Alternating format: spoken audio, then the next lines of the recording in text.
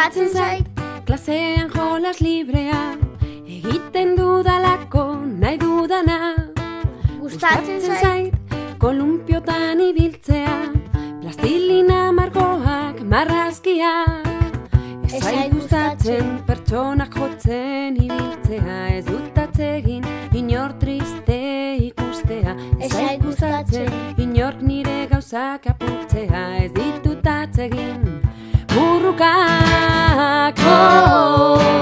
Elkar bizitza eskolan, denon ardura da. Zerbait larri gertatzean lekukoa izan eta esan.